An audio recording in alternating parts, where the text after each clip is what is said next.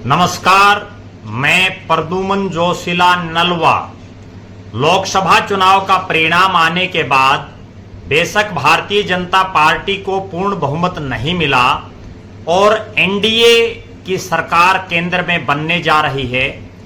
अब जो बहुत बड़ा प्रश्न हरियाणा प्रदेश के राजनीतिक गलियारों में गूंज रहा है वो ये है कि एनडीए की सरकार में, जिसमें तीसरी बार नरेंद्र मोदी देश के प्रधानमंत्री बनने वाले हैं, हालांकि दोनों बार, पिछली जो दो बार थी उसमें भारतीय जनता पार्टी को पूर्ण बहुमत मिला था, लेकिन इस बार बीजेपी बहुमत से दूर रही और आखिरकार जो एनडीए के सहयोगी दल हैं उनके साथ उनको सरकार बनाने पर मजबूर होना पड़ा। हरियाणा प्रदेश में भी 10 लोकसभाओं में से 5 पर बीजेपी और 5 पर कांग्रेस विजयी रही। अब जो सवाल है वो ये है कि आखिर मोदी के मंत्रिमंडल में या जो एनडीए की जो सरकार बन रही है उसके मंत्रिमंडल में हरियाणा से किन किन नेताओं को मंत्रिपरिषद में जगह मिलती है। पिछली 2 योजनाओं की अगर बात करें तो नरेंद्र मोदी जी की जो पहली कैबिनेट थी, उनका जो 5 साल का कार्यकाल था, उसमें राव इंद्रजीत और कृष्णपाल गुर्जर और चौधरी बीरेंद्र सिंह, ये 3 हरियाणा प्रदेश से मंत्री थे, जिनमें चौधरी बीरेंद्र सिंह को कैबिनेट मंत्री और बड़े भारी भरकम डिपार्टमेंट दिए गए थे। इसके बाद जो पिछला जो टेन्योर था नरेंद्र मोदी जी का, उसमें उन्होंने शुरुआत में 3 मंत्रियों को हरियाणा से रखा, जिनमें कृष्णपाल गुर्जर, राव इंद्रजीत और रतनलाल कटारिया। जब मंत्रिमंडल का विस्तार हुआ तो रतनलाल कटारिया जी की छुट्टी हो गई और उसके बाद 2 मंत्री हरियाणा प्रदेश से बाकी रहे। पिछली बार हरियाणा से 10 के 10 लोकसभा के सांसद जो हैं वो बीजेपी के थे। उससे पिछली जो बात थी 2014 में, तब भी बीजेपी के 7 सांसद हरियाणा प्रदेश से थे। इस बार बीजेपी के 5 सांसद लोकसभा से जीत पाए हैं, लेकिन जरूरी नहीं कि इन्हीं 5 में से ही मंत्री बने, बल्कि हरियाणा प्रदेश में बीजेपी के 3 राज्यसभा के सांसद हैं और 1 राज्यसभा के सांसद बीजेपी समर्थित हैं। यानी कुल मिलाकर के हरियाणा प्रदेश से 9 सांसद मोदी जी के साथ हैं, उनकी बीजेपी में हैं या उनके सहयोगी हैं। और 1 जो सीट दीपेंद्र सिंह हुड्डा जो राज्यसभा में है, वो अब लोकसभा के लिए भी चुने गए हैं, तो लिहाजा वो उनको 1 सीट खाली करनी होगी। तो वहां भी अगर वो राज्यसभा को खाली करते हैं तो वो भी बीजेपी के कोटे में जाने की संभावना है। अब हम सिलसिलेवार तरीके से बात करें तो हरियाणा प्रदेश में किनका मंत्री बनना निश्चित है। इस बार एक शख्स ऐसे भी चुनाव जीत करके आए हैं जो 9.5 साल तक हरियाणा के मुख्यमंत्री रहे। बीजेपी के बड़े नेता हैं मनोहर लाल खट्टर जी, करनाल से हैं और वो करनाल से सांसद बने हैं। पहली बार देश की सबसे बड़ी पंचायत में जा रहे हैं और पूर्व मुख्यमंत्री होने के नाते हरियाणा से उनका पहला नंबर माना जा रहा है मोदी जी की कैबिनेट में। लेकिन वहां एक बड़ा सवाल उनके ऊपर यह भी है कि वो संगठन के बड़े खिलाड़ी हैं। हो सकता है मोदी जी उनको अपनी कैबिनेट में रखने की बजाय भारतीय जनता पार्टी के संगठन में कोई बड़ी जिम्मेदारी उनको दे दें, ये भी एक पहलू हो सकता है। हालांकि बड़ी संभावना इसी चीज की है कि उनको लोकसभा का चुनाव लड़ाया गया, करनाल से लड़ाया गया। सिटिंग सांसद संजय भाटिया जो पिछली बार 6.5 लाख वोटों से जीते थे, उनकी टिकट काट करके उनको चुनावी मैदान में उतारा गया।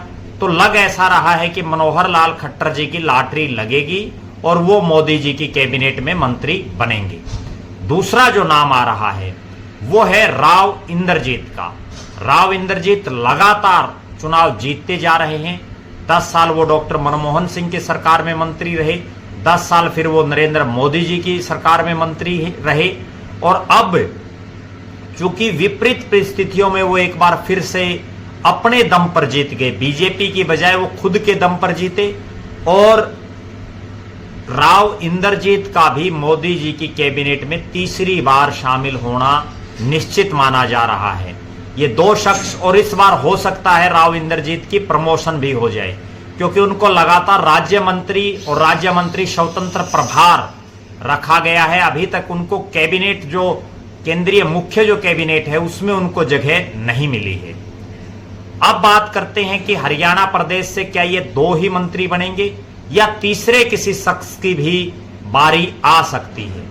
संभावना ये है कि हरियाणा में अगले 5 महीने में चुनाव है, तो लिहाजा हरियाणा प्रदेश से मोदी जी की कैबिनेट में कम से कम 3 लोगों को मंत्री बनाया जाएगा और जो तीसरा मंत्री पद है उसको लेकर के कई नेताओं में आपसी टकराम टकरा दिखाई देगा। सबसे बड़ा जो दावेदार नजर आ रहा है वो दावेदार नजर आ रहा है, चूंकि पिछली जो कैबिनेट थी मोदी जी की उसमें हरियाणा से किसी जाट चेहरे को उन्होंने जगह नहीं दी, जिसकी वजह से हरियाणा प्रदेश का जो जाट वर्ग है वो बीजेपी से रुष्ट रहा और हरियाणा में मुख्यमंत्री भी गैर जाट है। उस लिहाज से हरियाणा प्रदेश का जो जाट वोटर है उसने कहीं ना कहीं लोकसभा के इन चुनाव में बीजेपी को बड़ी संख्या में सबक सिखाने का काम किया। अब जाट मंत्री कौन हो उस पर बड़ा सवाल है। हरियाणा प्रदेश से 2 जाट सांसद देश की संसद में बीजेपी का प्रतिनिधित्व कर रहे हैं, जिनमें एक लोकसभा में तीसरी बार गए चौधरी धर्मवीर सिंह हैं और दूसरे पहली बार सांसद बने और अपने जीवन काल में एक ही बार विधायक बने सुभाष बराला हैं।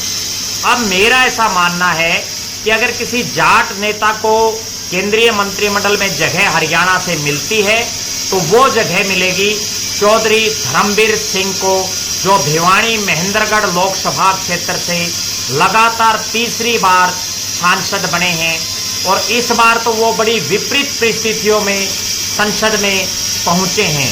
लिहाजा चौधरी धर्मवीर सिंह वो तीसरे शख्स हो सकते हैं जिनको हरियाणा से देश जो नरेंद्र मोदी जी की जो कैबिनेट में है उसमें प्रतिनिधित्व मिल सकता है। हालांकि यहाँ एक बड़ा दावा कृष्णपाल गुर्जर का भी है जो पिछले 10 साल से मंत्री हैं, लेकिन मंत्री रहते हुए कोई वो बहुत बढ़िया परफॉर्मेंस भी उनकी नहीं रही और दूसरा वो जो है अब ऐसा लग रहा है कि उनकी जगह किसी नए चेहरे को मौका दिया जा सकता है, क्योंकि नरेंद्र मोदी जी लगातार जो है नए नए लोगों को अपनी कैबिनेट में भी और विभिन्न राज्यों के मुख्यमंत्री के तौर पर तवज्जो देते रहे हैं। इनके अलावा हरियाणा प्रदेश से जो और सांसद बने हैं जिनमें एससी वर्ग से केवल एकमात्र सांसद बीजेपी के हैं कृष्णलाल पंवार, हालांकि लग नहीं रहा कि उनको कहीं कैबिनेट में जगह मिल पाएगी। इसके अलावा नवीन जिंदल जो तीसरी बार सांसद बने हैं, बड़े उद्योगपति हैं, रामचंद्र जांगड़ा जो राज्यसभा के सांसद हैं और इनके अलावा कार्तिकेय शर्मा जो पंडित विनोद शर्मा जी के बेटे हैं और राज्यसभा के सांसद हैं। हालांकि निर्दलीय हैं वो, लेकिन बीजेपी को उन्होंने समर्थन दे रखा है।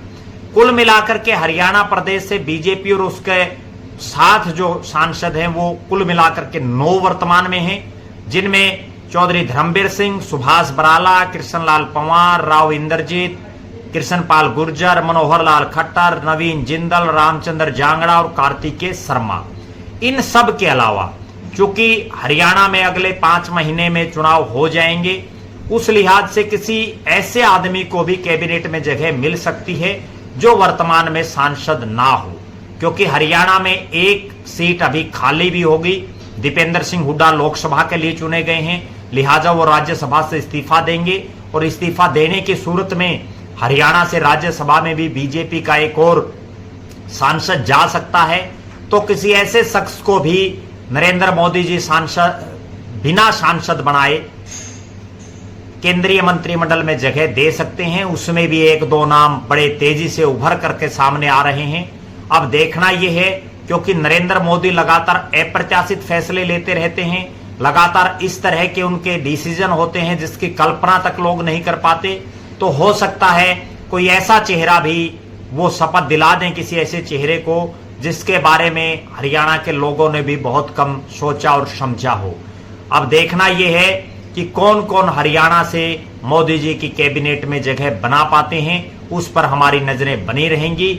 आप लगातार हमारे साथ बने रहें, हमारे फेसबुक पेज को लाइक और फॉलो करें, यूट्यूब पर चैनल को सब्सक्राइब करें, बेल आइकन घंटी का बटन अवश्य दबाएं, वीडियो को ज्यादा से ज्यादा शेयर करें, अपने बहुमूल्य कमेंट्स अवश्य लिखें। बहुत बहुत धन्यवाद। आपका अपना प्रद्युमन जोशीला नलवा